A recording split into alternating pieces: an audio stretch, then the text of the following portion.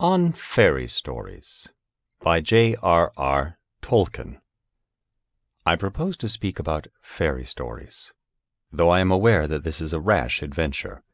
Fairy is a perilous land, and in it are pitfalls for the unwary, and dungeons for the overbold, and overbold I may be accounted. For though I have been a lover of fairy stories since I learned to read, and have at times thought about them, I have not studied them professionally. I have been hardly more than a wandering explorer, or trespasser in the land, full of wonder, but not of information. The realm of fairy story is wide and deep and high and filled with many things. All manner of beasts and birds are found there, shoreless seas and stars uncounted. Beauty that is an enchantment and an ever-present peril, both joy and sorrow as sharp as swords. In that realm a man may perhaps count himself fortunate to have wandered, but its very richness and strangeness tie the tongue of a traveler who would report them, and while he is there, it is dangerous for him to ask too many questions, lest the gates should be shut, and the keys be lost. There are, however, some questions that one who is to speak about fairy stories must expect to answer, or attempt to answer, whatever the folk of fairy may think of his impertinence. For instance, what are fairy stories? What is their origin? What is the use of them? I will try to give answers to these questions, or such hints of answers to them as I have gleaned, primarily from the stories themselves, the few of all their multitude that I know. What is a fairy story? In this case you will turn to the Oxford English Dictionary in vain. It contains no reference to the combination fairy story, and is unhelpful on the subject of fairies generally. In the supplement, fairy tale is recorded since the year 1750, and its leading sense is said to be A tale about fairies, or generally a fairy legend with developed senses, B, an unreal or incredible story, and C, a falsehood. The last two senses would obviously make my topic hopelessly vast, but the first sense is too narrow. Not too narrow for an essay. It is wide enough for many books, but too narrow to cover actual usage. Especially so if we accept the lexicographer's definition of fairies: supernatural beings of diminutive size, in popular belief supposed to possess magical powers, and to have great influence for good or evil over the affairs of man. Supernatural is a dangerous and difficult word in any of its senses, looser or stricter, but to fairies it can hardly be applied, unless super is taken merely as a superlative prefix. For it is man who is, in contrast to fairies, supernatural, and often of diminutive stature, whereas they are natural, far more natural than he, such is their doom. The road to Fairyland is not the road to heaven, nor even to hell. I believe, though, some have held that it may lead thither indirectly by the devil's tithe. I see ye not in yon narrow road, so thick beset with thorns and briars. That is the path of righteousness, though after it but few inquires. And see ye not yon braid, braid road that lies across the lily laven? That is the path of wickedness, though some call it the road to heaven. And see ye not yon bonny road that winds about yon ferny brae? That is the road to fair Elfland, where thou and I this nightmare gave. As for diminutive size, I do not deny that the notion is a leading one in modern use. I have often thought that it would be interesting to try to find out how that has come to be so, but my knowledge is not sufficient for a certain answer. Of old there were indeed some inhabitants of fairy that were small, though hardly diminutive, but smallness was not characteristic of that people as a whole. The diminutive being, elf or fairy, is, I guess, in England, largely a sophisticated product of literary fancy. It is perhaps not unnatural that in England, the land where the love of the delicate and fine has often reappeared in art, fancy should in this matter turn towards the dainty and diminutive, as in France it went to court and put on powder and diamonds.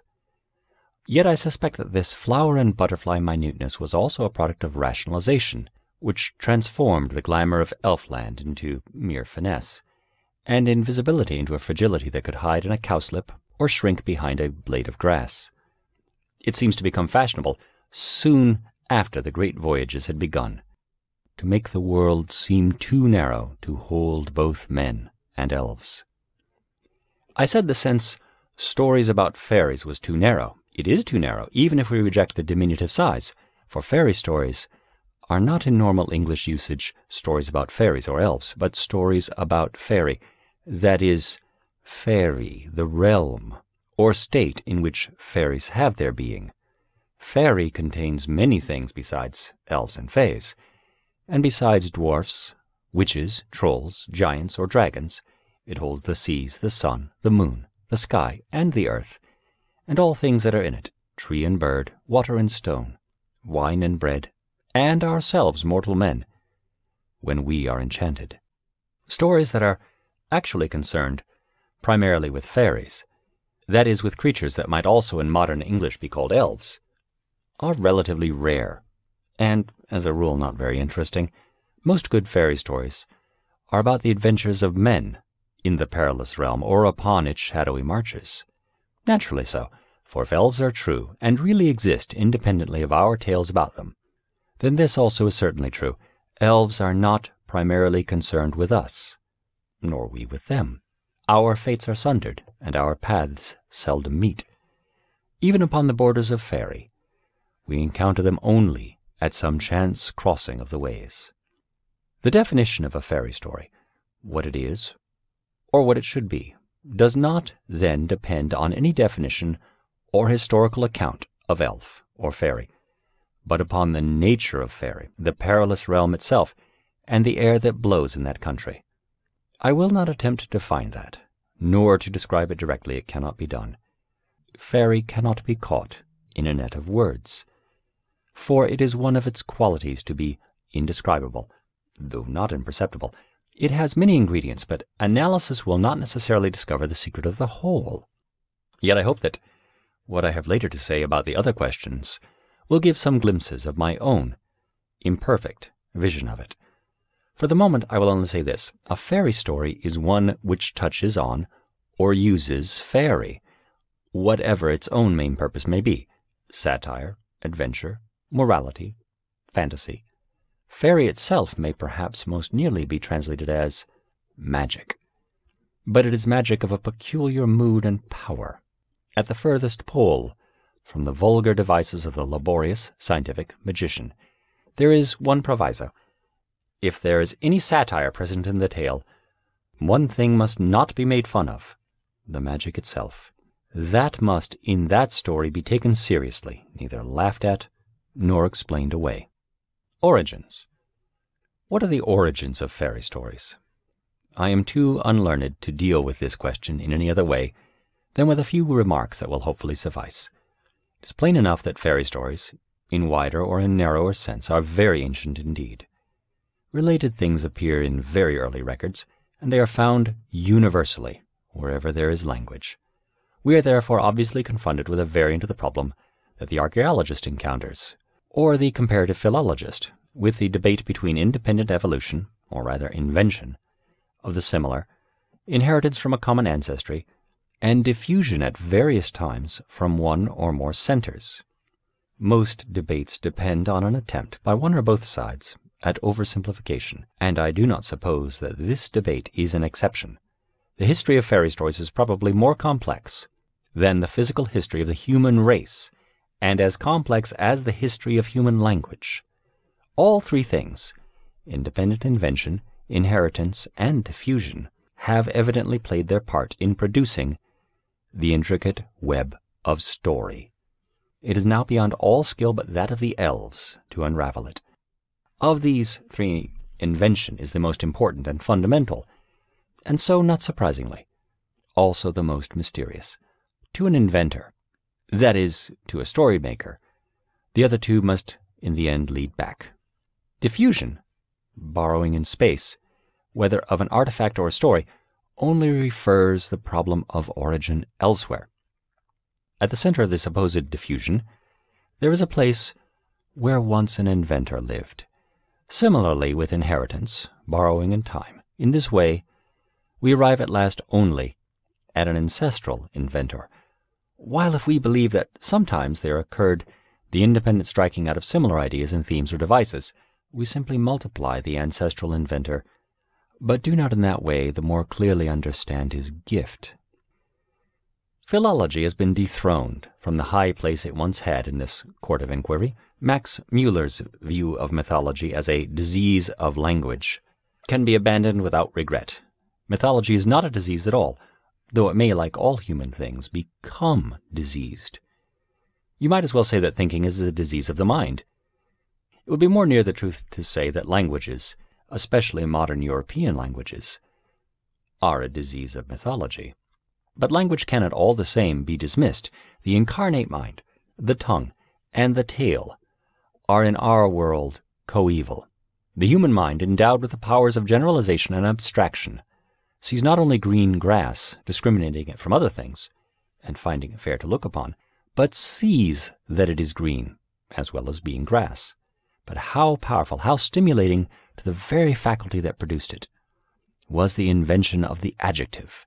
No spell or incantation in fairy is more potent, and that is not surprising. Such incantations might indeed be said to be only another view of adjectives, a part of speech in a mythical grammar.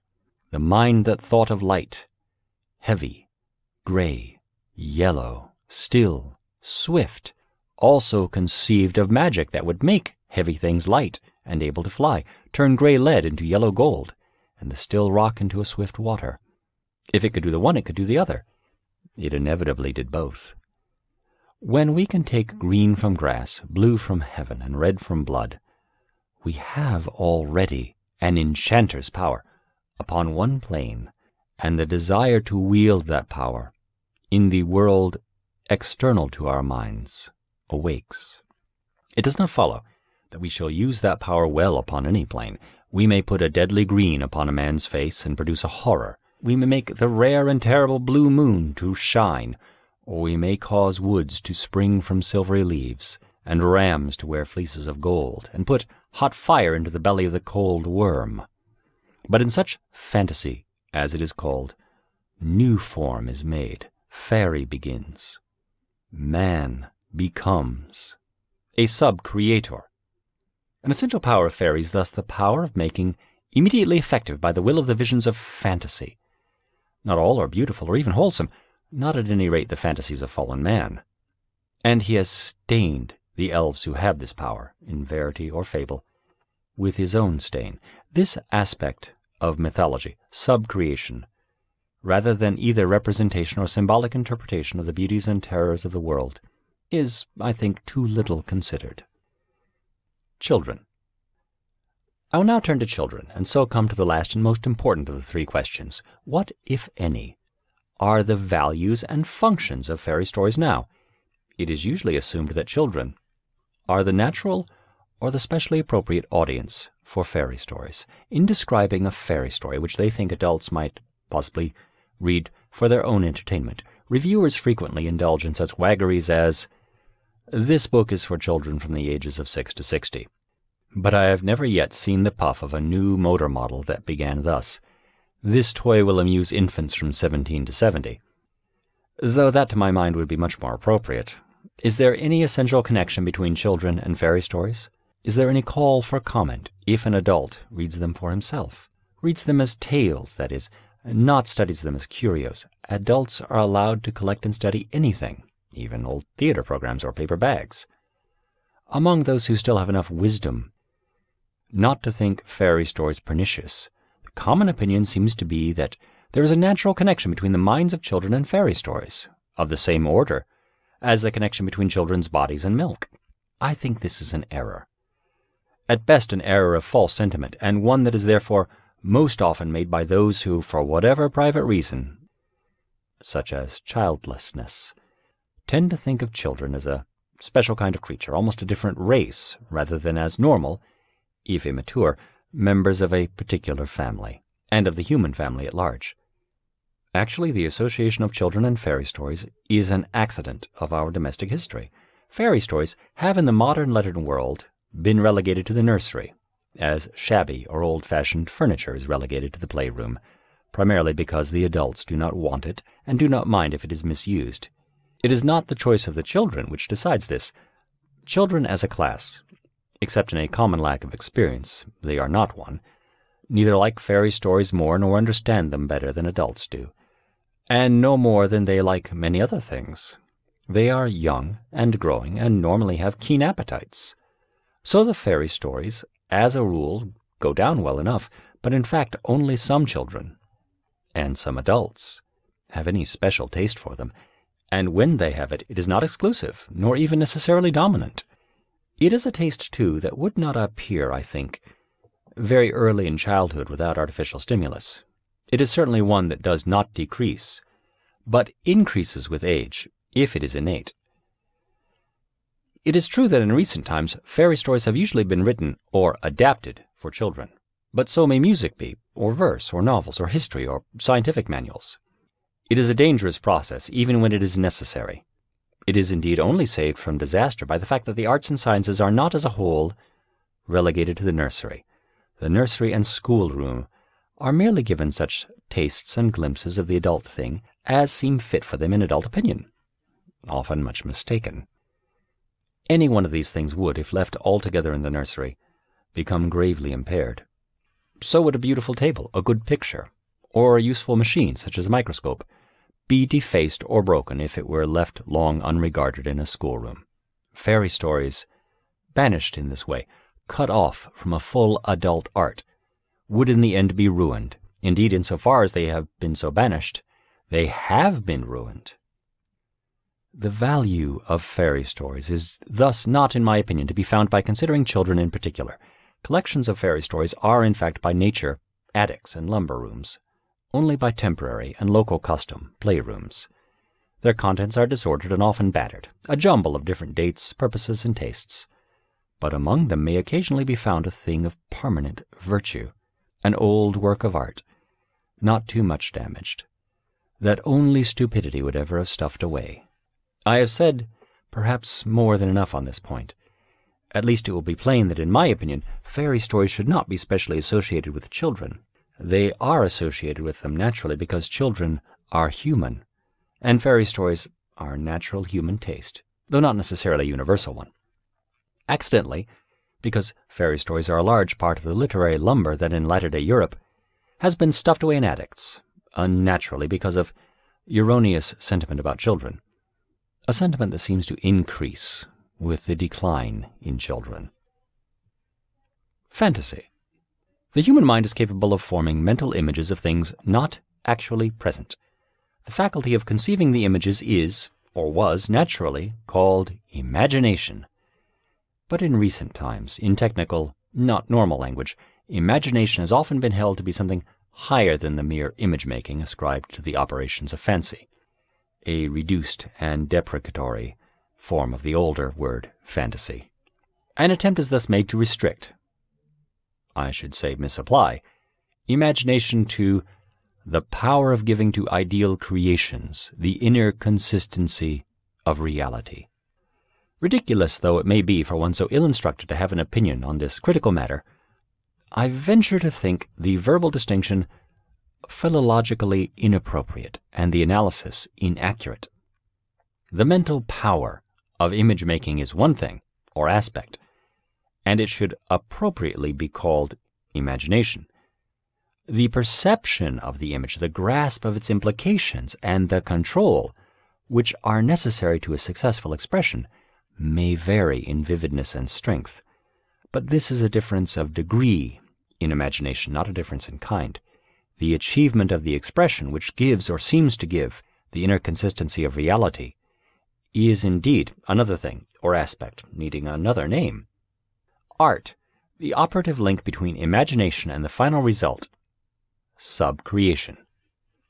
For my present purpose, I require a word which shall embrace both the sub-creative art in itself and a quality of strangeness and wonder in the expression, derived from the image, a quality essential to fairy stories. I propose, therefore, to arrogate to myself the powers of Humpty Dumpty and to use fantasy for this purpose, in a sense that is which combines with its older and higher use, as an equivalent of imagination, the derived notions of unreality, that is, of unlikeness to the primary world, of freedom from the domination of observed fact, in short, of the fantastic. I am thus not only aware, but glad of the etymological and semantic connections of fantasy with fantastic, with images of things that are not only not actually present, but which are indeed not to be found in our primary world at all, or are generally believed not to be found there. But while admitting that, I do not assent to the deprecating tone that the images are of things not in the primary world, if that indeed is possible, is a virtue, not a vice. Fantasy, in this sense, is, I think, not a lower but a higher form of art, indeed, the most nearly pure form, and so, when achieved, the most potent. Fantasy, of course, starts out with an advantage, a resting strangeness. But that advantage has been turned against it and has contributed to its disrepute. Many people dislike being arrested. They mislike any meddling with the primary world, or such small glimpses of it as are familiar to them. They therefore stupidly and even maliciously confound fantasy with dreaming, in which there is no art, and with mental disorders, in which there is not even control, with delusion and hallucination.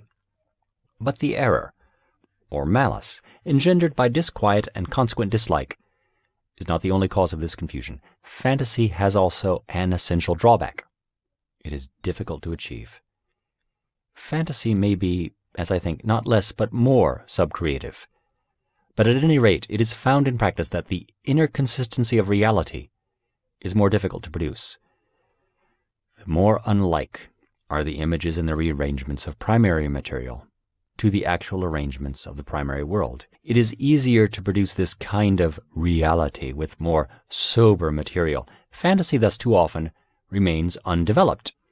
It is and has been used frivolously or only half seriously, or merely for decoration. It remains merely fanciful. Anyone inheriting the fantastic device of human language can say, "the green sun." Many can then imagine or picture it. That is not enough, though it may already be a more potent thing than many a thumbnail sketch or transcript of life that receives literary praise. To make a secondary world inside which the green sun will be credible, commanding secondary belief, will probably require labor and thought, and will certainly demand a special skill, a kind of elvish craft. Few attempt such difficult tasks, but when they are attempted, and in any degree accomplished, then we have a rare achievement of art, indeed narrative art, story-making in its primary and most potent mode. In human art, fantasy is a thing best left to words, to true literature. In painting, for instance, the visible presentation of the fantastic image is technically too easy. The hand tends to outrun the mind, even to overthrow it. Silliness or morbidity are frequent results. It is a misfortune that drama, an art fundamentally distinct from literature, should so commonly be considered together with it, or as a branch of it. Among these misfortunes we may reckon the depreciation of fantasy, for, in part at least, this depreciation is due to the natural desire of critics to cry up the forms of literature or imagination that they themselves, innately or by training, prefer. And criticism, in a country that has produced so great a drama and possesses the works of William Shakespeare, tend to be far too dramatic. But drama is naturally hostile to fantasy. Fantasy, even of the simplest kind, hardly ever succeeds in drama. When that is presented as it should be, visibly and audibly acted, fantastic forms are not to be counterfeited. Men dressed up as talking animals may achieve buffoonery or mimicry, but they do not achieve fantasy. That is, I think, well illustrated by the failure of the bastard form pantomime. The nearer it is to dramatized fairy story, the worse it is. It is only tolerable when the plot and its fantasy are reduced to a mere vestigiary framework for farce, and no belief of any kind in any part of the performance is required or expected of anybody. That is, of course, partly due to the fact that the producers of drama have to, or try to, work with mechanism to represent either fantasy or magic. I once saw a so-called children's pantomime, the straight story of Puss in Boots, with even the metamorphosis of the ogre into a mouse. Had this been mechanically successful, it would either have terrified the spectators, or else have been just a turn of high-class conjuring. As it was, though done with some ingenuity of lighting, disbelief had not so much to be suspended as hanged, drawn, and quartered. In Macbeth, When it is read, I find the witches tolerable. They have a narrative function and some hint of dark significance, though they are vulgarized, poor things of their kind. They are almost intolerable in the play. They would be quite intolerable if I were not fortified by some memory of them, as they are in the story as read. I am told that I should feel differently if I had the mind of the period, with its witch hunts and witch trials, but that is to say, if I regarded the witches as possible, indeed likely, in the primary world. In other words, if they ceased to be fantasy. That argument concedes the point. To be dissolved, or to be degraded, is the likely fate of fantasy when a dramatist tries to use it, even such a dramatist as Shakespeare. Macbeth is indeed a work by a playwright who ought, at least on this occasion, to have written a story, if he had the skill or patience for that art.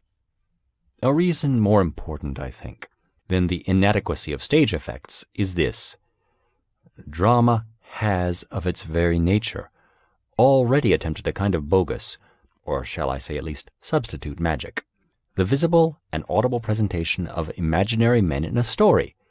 That is in itself an attempt to counterfeit the magician's wand, to introduce, even with mechanical success, into this quasi-magical secondary world a further fantasy of magic is to demand, as it were, an inner or tertiary world. It is a world too much.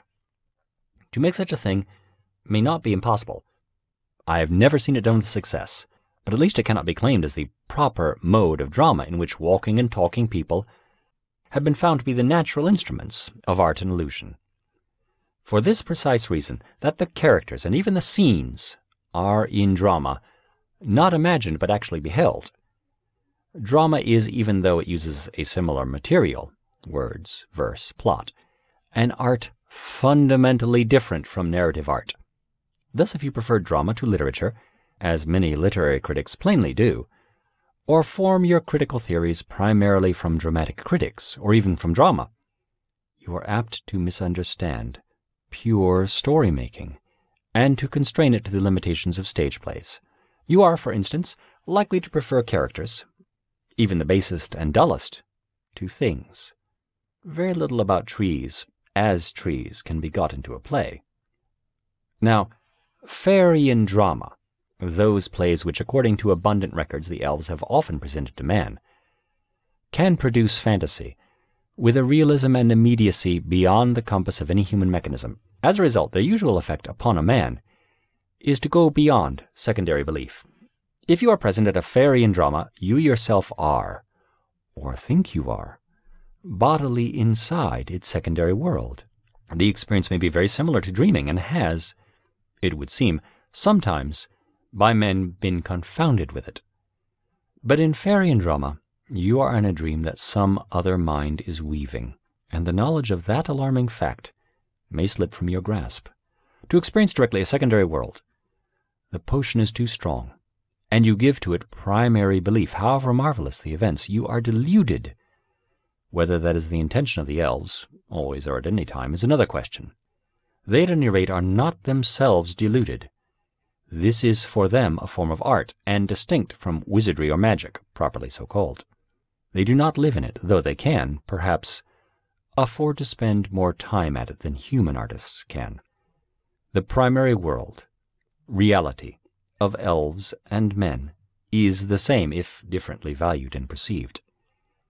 We need a word for this elvish craft, but all the words that have been applied to it have been blurred and confused with other things. Magic is ready to hand, and I have used it above, but I should not have done so. Magic is reserved for the operations of the magician.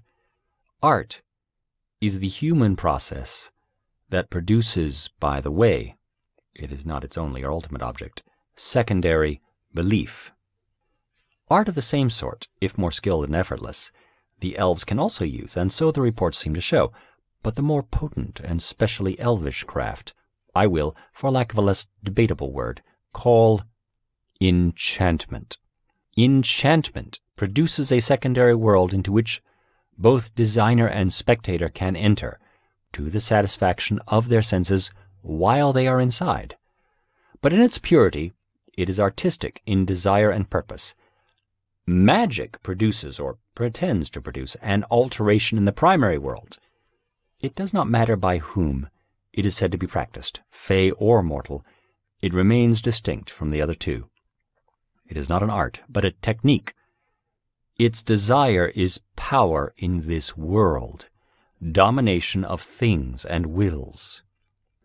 To the elvish craft, enchantment, fantasy aspires, and when it is successful, of all forms of human art, most nearly approaches. The heart of many man-made stories of the elves lies, open or concealed, pure or alloyed, the desire for a living, realized, sub-creative art, which, however much it may outwardly resemble it, is inwardly wholly different from the greed for self-centered power, which is the mark of the mere magician. Of this desire the elves, in their better, but still perilous part, are largely made, and it is from them that we may learn what is the central desire and aspiration of human fantasy, even if the elves are, all the more in so far as they are, only a product of fantasy itself. That creative desire is only cheated by counterfeits, whether the innocent but clumsy devices of the human dramatist or the malevolent frauds of the magicians. In this world, it is for men unsatisfiable, and so imperishable. Uncorrupted, it does not seek delusion, nor bewitchment and domination. It seeks shared enrichment, partners in making and delight, not slaves. To many, fantasy, this sub-creative art which plays strange tricks with the world and all that is in it, combining nouns and redistributing adjectives, has seemed suspect, if not illegitimate. To some it has seemed at least a childish folly, a thing only for peoples or for persons in their youth. As for its legitimacy, I will say no more than to quote a brief passage from a letter I once wrote to a man who described myth and fairy stories as lies, though to do him justice, he was kind enough and confused enough to call fairy story-making breathing a lie through silver. "Dear sir," I said, "although now long estranged, man is not wholly lost, nor wholly changed. Disgraced he may be, yet is not dethroned, and keeps the rags of lordship once he owned. Man, sub-creator, the refracted light, through whom is splintered from a single white to many hues and endlessly combined in living shapes that move from mind to mind. Though all the crannies of the world we filled with elves and goblins, though we dared to build gods and their houses out of dark and light and sowed the seed of dragons, 'twas our right, used or misused. That right has not decayed. We still make, by the law in which we are made. Fantasy is a natural human activity. It certainly does not destroy or even insult reason, and it does not either blunt the appetite for nor obscure the perception of scientific verity. On the contrary, the keener and the clearer is the reason, the better fantasy will it make. If men were ever in a state in which they did not want to know or could not perceive truth, facts, or evidence, then fantasy would languish until it were cured. If they ever get into that state, it would not seem at all impossible. Fantasy will perish and become morbid delusion. For creative fantasy is founded upon the hard recognition that things are so in the world as it appears under the sun, on a recognition of fact, but not a slavery to it. So upon logic was founded the nonsense that displays itself in the tales and rhymes of Lewis Carroll. If men really could not distinguish between frogs and men, fairy stories about frog kings would not have arisen. Fantasy can, of course, be carried to excess. It can be ill done. It can be put to evil uses. It may even delude the minds out of which it came. But of what human thing in this fallen world is that not true? Men have conceived not only of elves, but they have imagined gods and worshipped them, even worshipped those most deformed by their author's own evil. But they have made false gods out of other materials, their notions, their banners, their monies, even their sciences and their social and economic theories have demanded human sacrifice. Fantasy remains a human right. We make in our measure and in our derivative mode because we are made, and not only made, but made in the image and likeness of a maker. Recovery, escape, consolation. Recovery, which includes return and renewal of health, is a regaining of a clear view. I do not say seeing things as they are, and involve myself with the philosophers, though I might venture to say seeing things as we are or were meant to see them, as things apart from ourselves we need in any case to clean our windows, so that the things seen clearly may be freed from the drab blur of triteness or familiarity, from possessiveness. Of all faces, those of our familiars are the ones both most difficult to play fantastic tricks with, and most difficult really to see with fresh attention, perceiving their likeness and unlikeness, that they are faces and yet unique faces. This triteness is really the penalty of appropriation. The things that are trite, or in a bad sense familiar, are the things that we have appropriated legally or mentally. We say we know them. They have become like the things which once attracted us by their glitter, or their color, or their shape, and we laid hands on them, and then locked them in our hoard, acquired them, and acquiring, ceased to look at them. Of course, fairy stories are not the only means of recovery, or prophylactic against loss. Humility is enough, and there is, especially for the humble, morific or Chestertonian fantasy. Morific is a fantastic word, but it could be seen written up in every town in this land. It is coffee room, viewed from the inside through a glass door, and it was seen by Dickens on a dark London day. And it was used by Chesterton to denote the queerness of things that have become trite, when they are seen suddenly from a new angle. That kind of fantasy most people would allow to be wholesome enough, and it can never lack for material, but it has, I think, only a limited power, for the reason that recovery of freshness of vision is its only virtue. The word morific may cause you suddenly to realize that England is an utterly alien land, lost either in some remote past age glimpsed by history, or in some strange dim future to be viewed only by a time machine, to see the amazing oddity and interest of its inhabitants and their customs and feeding habits. But it cannot do more than that, act as a time telescope focused on one spot. Creative fantasy, because it is mainly trying to do something else, make something new, may open your hoard and let all the locked things fly away like caged birds. The gems all turn into flowers or flames, and you will be warned that all you had or knew was dangerous and potent, not really effectively chained, free and wild, no more yours than they were you. The fantastic elements in verse and prose of other kinds, even when only decorative or occasional, help in this release, but not so thoroughly as a fairy story, a thing built on or about fantasy, of which fantasy is the core. Fantasy is made out of the primary world, but a good craftsman loves his material, and has a knowledge and feeling for clay, stone, and wood, which only the art of making can give. By the forging of Graham, cold iron was revealed. By the making of Pegasus, horses were ennobled. In the trees of the sun and moon, root and stock, flower and fruit, are manifested in glory. And actually, fairy stories deal largely, or the better ones mainly, with simple or fundamental things, untouched by fantasy. But these simplicities are made all the more luminous by their setting. For the story-maker who allows himself to be free with nature can be her lover, not her slave. It is in fairy stories that I first divined the potency of the words and the wonder of the things, such as stone and wood and iron, tree and grass, house and fire, bread and wine.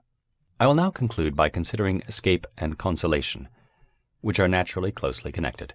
Though fairy stories are, of course, by no means the only medium of escape, they are today one of the most obvious and to some outrageous forms of escapist literature, and it is thus reasonable to attach to a consideration of them some considerations of this term escape in criticism generally. I have claimed that escape is one of the main functions of fairy stories, and since I do not disapprove of them, it is plain that I do not accept the tone of scorn or pity with which escape is now so often used. a tone for which the uses of the word outside literary criticism give no warrant at all. In what the misusers are fond of calling real life, escape is evidently as a rule very practical, and may even be heroic. In real life it is difficult to blame it, unless it fails. In criticism it would seem to be the worse, the better it succeeds. Evidently we are faced by a misuse of words, and also by a confusion of thought. Why should a man be scorned if, finding himself in prison, he tries to get out and go home, or if, when he cannot do so, he thinks and talks about other topics than jailers and prison walls? The world outside has not become less real because the prisoner cannot see it. In using escape in this way, the critics have chosen the wrong word, and what is more, they are confusing, not always by sincere error, the escape of the prisoner with the flight of the deserter. Just so, a party spokesman might have labeled departure from the misery of the Führers or any other Reich, and even criticism of it, as treachery. In the same way, these critics, to make confusion worse, and so to bring into contempt their opponents, stick their label of scorn not only onto desertion, but onto real escape, and what are often its companions, disgust, anger, condemnation, and revolt. Not only do they confound the escape of the prisoner with the flight of the deserter, but they would seem to prefer the acquiescence of the quisling to the resistance of the patriot. To such thinking, you have only to say, "The land you love is doomed," to excuse any treachery, indeed to glorify it. For a trifling instance, not to mention, indeed, not to parade, electric street lamps of mass-produced pattern in your tale is escape, in that sense, but it may, almost certainly does, proceed from a considered disgust for so typical a product of the robot age, that combines elaboration and ingenuity of means with ugliness, and often with inferiority of result. These lamps may be excluded from the tale simply because they are bad lamps, and it is possible that one of the lessons to be learned from the story is the realization of this fact. But out comes the big stick. Electric lamps have come to stay, they say. Long ago Chesterton truly remarked that, as soon as he heard that anything had come to stay, he knew that it would be very soon replaced, indeed regarded as pitiably obsolete and shabby. The march of science, its tempo quickened by the needs of war, goes inexorably on, making some things obsolete and foreshadowing new developments in the utilization of electricity. An advertisement. This says the same thing, only more menacingly. The electric street lamp may indeed be ignored, simply because it is so insignificant and transient. Fairy stories, at any rate, have many more permanent and fundamental things to talk about. Lightning, for example. The escapist is not so subservient to the whims of evanescent fashion as these opponents. He does not make things, which it may be quite rational to regard as bad, his masters or his gods, by worshipping them as inevitable, even inexorable. And his opponents, so easily contemptuous, have no guarantee that he will stop there. He might rouse men to pull down the street lamps. Escapism has another and even wickeder face, reaction.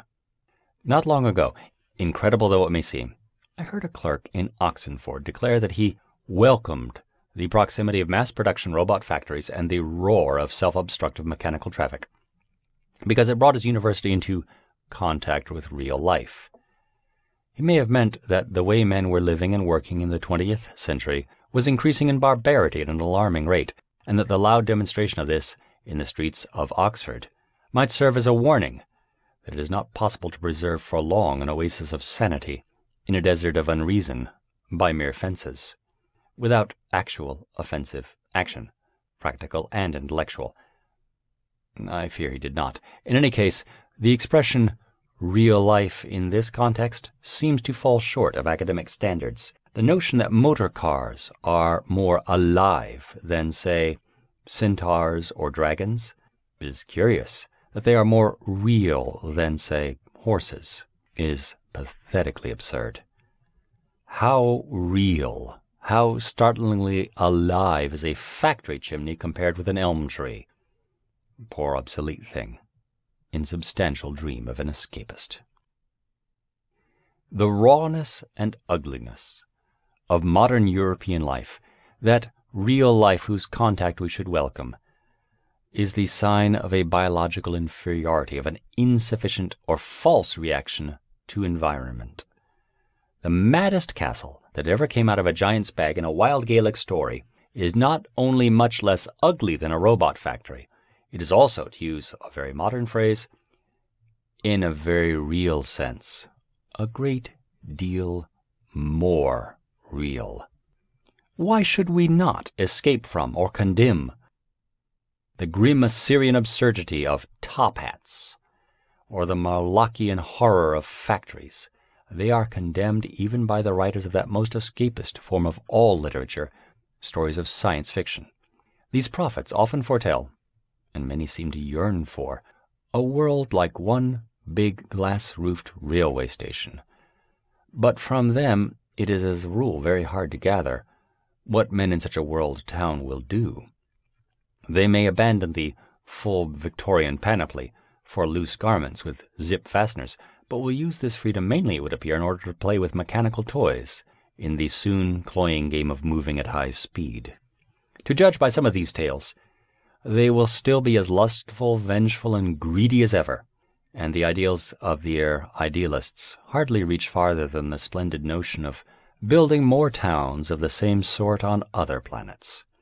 It is indeed an age of improved means to deteriorated ends.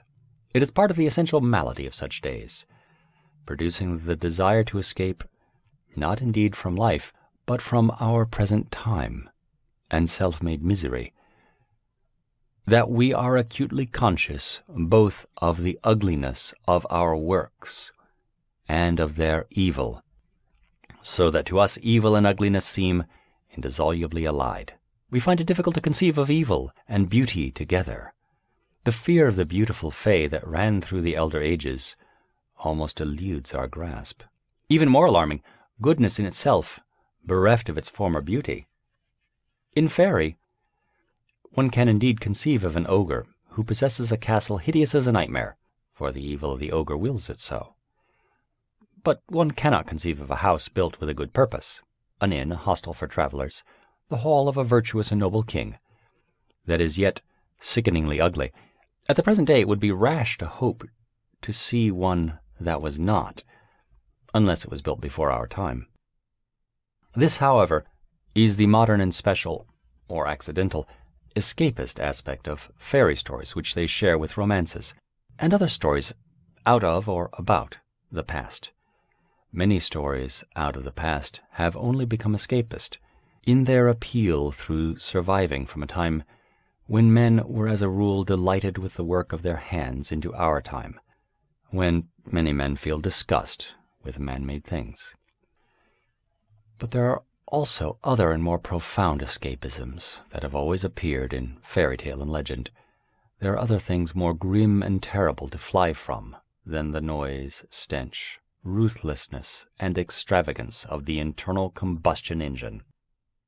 There are hunger, thirst, poverty, pain, sorrow, injustice, death, and even when men are not facing hard things such as these, there are ancient limitations from which fairy stories offer a sort of escape, of old ambitions and desires, touching the very roots of fantasy, to which they offer a kind of satisfaction and consolation.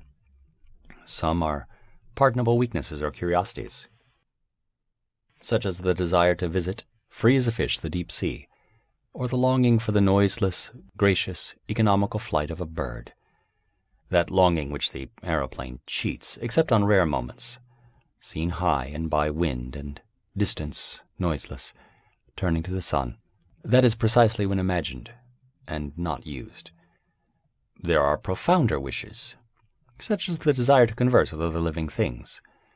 On this desire, as ancient as the fall, is largely founded the talking of beasts and creatures in fairy tales, and especially the magical understanding of their proper speech. This is the root, and not the confusion attributed to the minds of men in the unrecorded past, an alleged absence of the sense of separation of ourselves from beasts. A vivid sense of that separation is very ancient, but also a sense that it was a severance, A strange fate and a guilt lies on us. Other creatures are like other realms from which man has broken off relations, and sees now only from the outside, at a distance, being at war with them, or on the terms of an uneasy armistice. There are a few men who are privileged to travel abroad a little. Others must be content with travelers' tales. Even about frogs. In speaking of that rather odd but widespread fairy story, The Frog King, Max Muller asked in his prim way, "How came such a story ever to be invented? Human beings were, we may hope, at all times sufficiently enlightened to know that a marriage between a frog and the daughter of a queen was absurd. Indeed, we may hope so, for if not, there would be no point in this story at all, depending as it does essentially on the sense of the absurdity. Folklore origins, or guesses about them, are here quite beside the point. It is of little avail to consider totemism, for certainly whatever customs or beliefs about frogs and wells lie behind this story, the frog shape was and is preserved in the fairy story precisely because it was so queer and the marriage absurd, indeed abominable. Though, of course, in the versions which concern us, Gaelic, German, English, there is, in fact, no wedding between a princess and a frog. The frog was an enchanted prince, and the point of the story lies not in thinking frogs possible mates, but in the necessity of keeping promises, even those with intolerable consequences. That, together with observing prohibitions, runs through all Fairyland. This is one of the notes of the horns of Elfland, and not a dim note. And lastly, there is the oldest and deepest desire, the great escape, the escape from death. Fairy stories provide many examples and modes of this, which might be called the genuine escapist, or I would say fugitive, spirit. But so do other stories, notably those of scientific inspiration, and so do other studies. Fairy stories are made by men, not by fairies. The human stories of the elves are doubtless full of the escape from deathlessness, but our stories cannot be expected always to rise above our common level. They often do.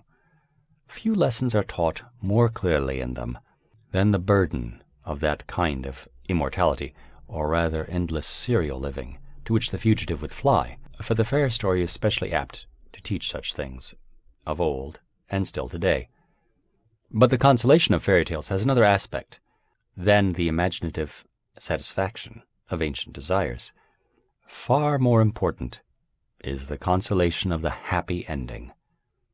Almost I would venture to assert that all complete fairy tales must have it. At least I would say that tragedy is the true form of drama, its highest function, but the opposite is true of fairy story. Since we do not appear to possess a word that expresses this opposite, I would call it eucatastrophe. The eucatastrophic tale is the true form of fairy tale and its highest function, the consolation of fairy stories, the joy of the happy ending, or more correctly, of the good catastrophe, the sudden joyous turn, for there is no true end to any fairy tale. This joy, which is one of the things which fairy stories can produce supremely well, is not essentially escapist nor fugitive. In its fairy tale or other-world setting, it is a sudden and miraculous grace, never to be counted on to recur. It does not deny the existence of discatastrophe, of sorrow and failure. The possibility of these is necessary to the joy of deliverance. It denies, in the face of much evidence, if you will, universal final defeat, and insofar is evangelium, giving a fleeting glimpse of joy. Joy beyond the walls of the world, poignant as grief.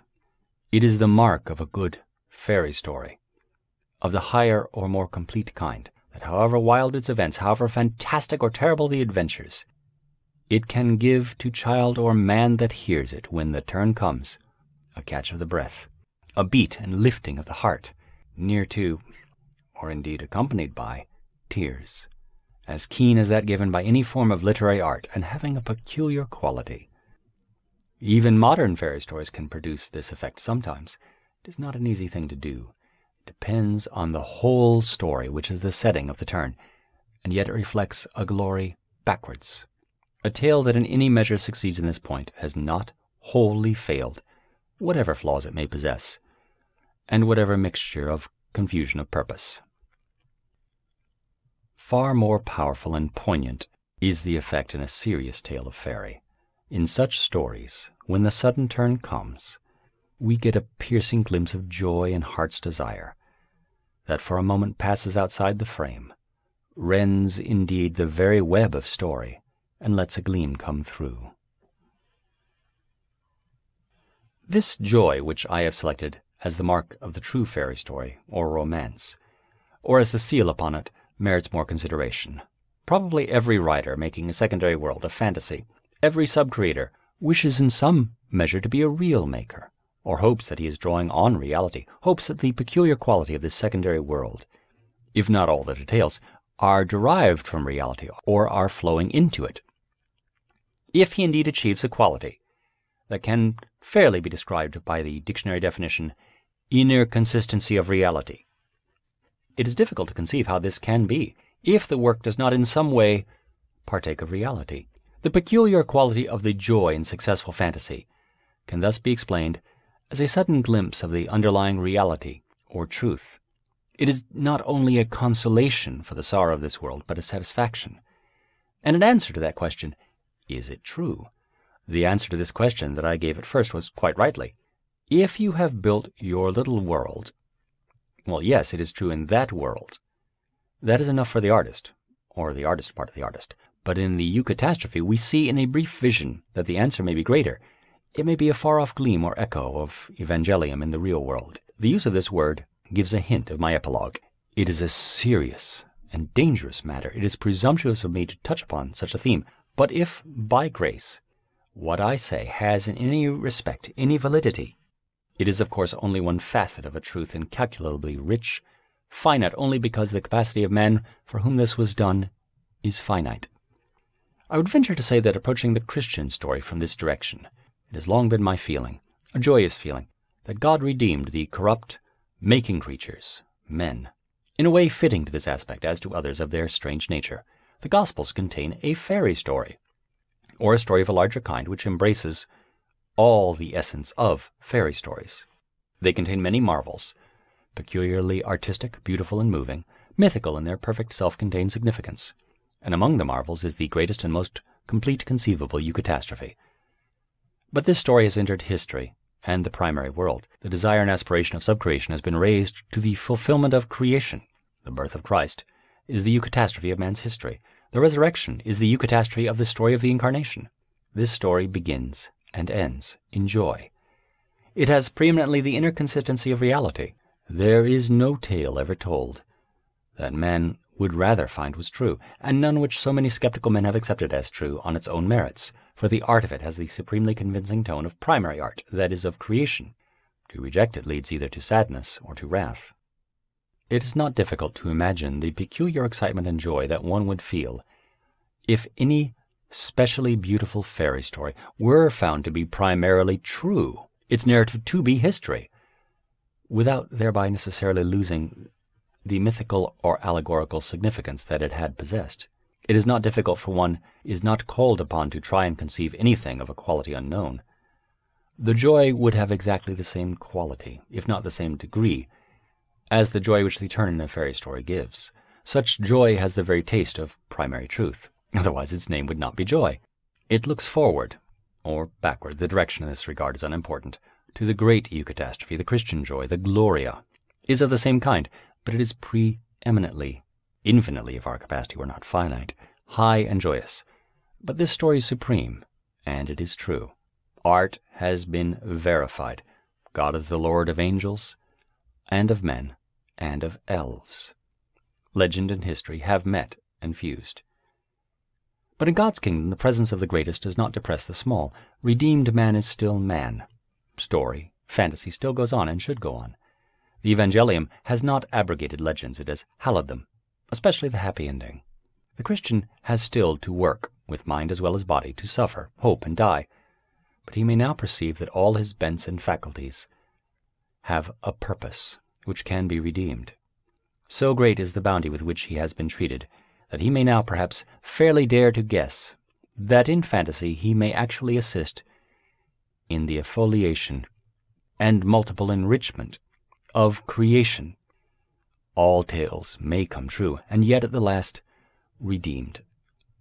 They may be as like and as unlike the forms that we give them as men, finally redeemed, will be like and unlike the fallen that we know.